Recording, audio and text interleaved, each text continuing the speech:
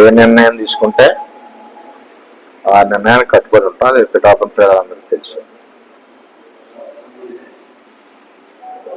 నిర్ణయం పార్టీకి నిలబడాలన్నారు, మనం నిలబడ్డాం. పార్టీకి ఎప్పుడు కూడా వ్యతిరేకంగా కానీ పార్టీ బలోపేతానికి పనిచేసాను తప్పితే వేరే.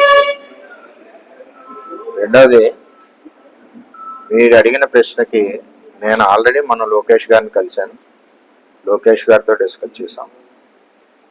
ఏదైతే ఇక్కడ ఇబ్బందులు లేకుండా కూటమి ముందుకు వెళ్ళాలి కాబట్టి ఒక కమిటీని వేసి చేయమని చెప్పాను. నాకు కూడా కొంచెం టైం స్పెండ్ చేయడానికి కూడా కొంచెం ఇబ్బందిగానే ఉంది.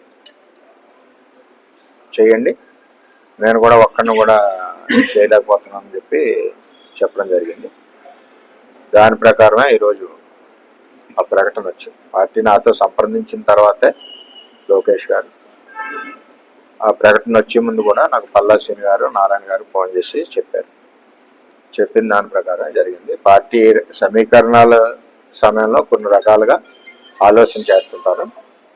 ఆ ఆలోచనకి ఎప్పుడు కూడా అనుగుణంగా పిఠాపురం తెలుగుదేశం పార్టీ కేంద్ర పార్టీ అధ్యక్షుల ఆదేశాలకు అనుగుణంగా